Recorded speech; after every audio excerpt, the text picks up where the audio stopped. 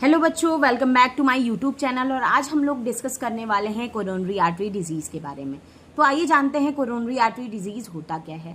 Coronary artery disease ऐसी condition होती है जो एक तरह की आप कह सकते हो सिस्टमिक कार्डियक डिसऑर्डर है, ठीक है।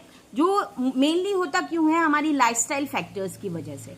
जो कोरोनरी आर्टरी होती है उसमें धीरे धीरे आपकी डिपोजिशन ऑफ कह सकते हो ग्लूकोज या कोलेस्ट्रॉल होने लगता है और ये एडहेयर हो जाते हैं हमारी ब्लड वेसल्स में, और जो आगे चल के एक तरह से नैरोइंग का काम, मतलब स्टेनोसिस या कह सकते हो नैरोइंग का काम कर रहा है। वो पाथवे जो है हमारा क्या हो जा रही है, ऑब्स्ट्रक्ट हो जा रही है, और जिसके वजह से जो हमारे हार्ट मसल्स हैं उनको प्रॉपर मात्रा में ऑक्सीजन की सप्लाई नहीं हो पा रही है। तो यही कंडीशन होता है आपकी कोरोनरी आर्टरी डिजीज। और आपको पता होना चाहिए कि अगर हार्ट मसल्स तक ब्लड प्रॉपर नहीं पड़ेगा तो क्या होगा, सारे न्यूट्रिएंट्स वगैरह हमारे ब्लड के अंदर होते हैं, और वो ब्लड अगर हमारे सिस्टमिक सर्कुलेशन तक नहीं पहुंचेगा तो हमारे कह सकते हो हमारी बॉडी के सिस्टम प्रॉपर काम नहीं करेंगे। इसके वजह से हमारी बॉडी की फिजियोलॉजिकल एक्टिविटी और सबसे ज्यादा जो वाइटल ऑर्गन हमारा ब्रेन है वो अफेक्टेड होगा, ठीक है।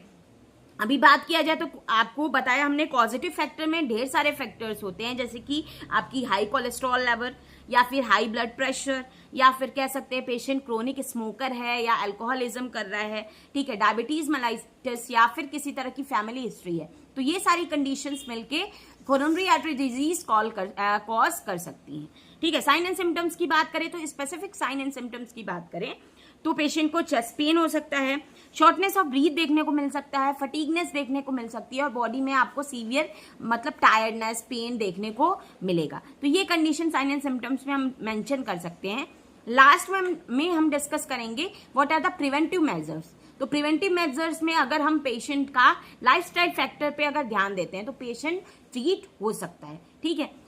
मोस्टली जो होता है पेशेंट को आखिरी स्टेज तक जाते जाते ये कंडीशंस पता चलती हैं, इसलिए कहीं ना कहीं हम पेशेंट को बचा नहीं पाते हैं, ठीक है।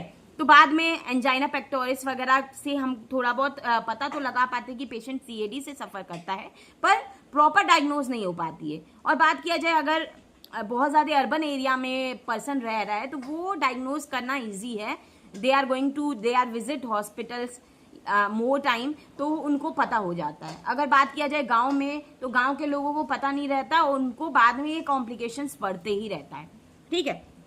लास्ट में डिस्कस करेंगे what are the preventive measures. तो कुछ स्टेप्स हैं, जैसे कि लाइफस्टाइल फैक्टर्स पे हम ध्यान देंगे, लाइक एक्सरसाइजेस, उनकी हेल्थ हो गई, उनका मेडिकेशंस हो गया, अगर प्रॉपर ले रहे हैं हम तो ये सारी चीजें हम ठीक कर सकते हैं। एक्सरसाइजेस, बहुत नॉर्मल एक्सरसाइजेस हम पेशेंट को कहेंगे करने को, बहुत हैवी एक्सरसाइज अगर पेशेंट कर रहा है तो उनको बाद में सीवियरिटी हो सकती है, ठीक है। और क्या है, अगर पेशेंट है जो क्रोनिक स्मोकर है या अल्कोहलिज्म कर रहा है तो उनको क्विट करने को बोलेंगे, डाइट एक्सरसाइजेस पे फोकस करेंगे और पेशेंट की स्ट्रेस को मैनेज करने के लिए बोलेंगे, ठीक है। बाकी हम नेक्स्ट वीडियोज में या और सारे टॉपिक्स को डील करेंगे या इन डिटेल इन सारे टॉपिक्स को और ज्यादा एक्सप्लेन करके पढ़ेंगे बच्चों। Thanks for watching.